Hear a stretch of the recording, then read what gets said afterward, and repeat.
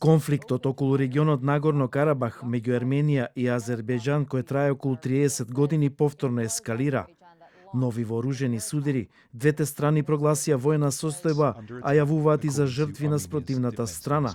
Азербејџанскиот председател Илхам Алиев изрази увереност дека неговите војни единици ќе вратат контролата во регионот.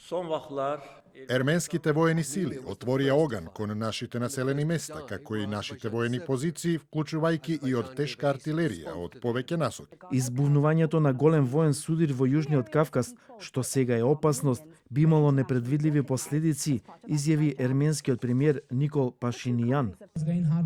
Ја повикувам меѓународната заедница да ги искористи сите можни средства за да спречи мешање на Турција, што секако би го дестабилизирало регионот. Ерменија ги мобилизираше и резервните сили. Одиме на позиции да ги браниме нашите војници. Ние сме доброволци, секогаш сме подготвени. Подготвени сме да направиме се за да нема штета врз цивилното население. Светските лидери бараат прекин на судирите во Нагорно Карабах.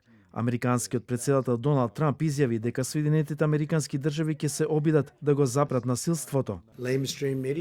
Внимателно ја следиме ситуацијата. Имаме многу добри односи во тој регион. Ќе видиме дали можеме да ја сузбиеме состојбата. Турција соопшти дека разговара со членовите на групата од Минск, која посредува меѓу двете земји.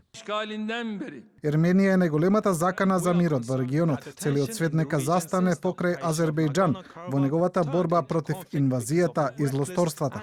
Официјална Москва побара од Ерменија и Азербејџан итен прекин на огнот во Нагорно Карабах.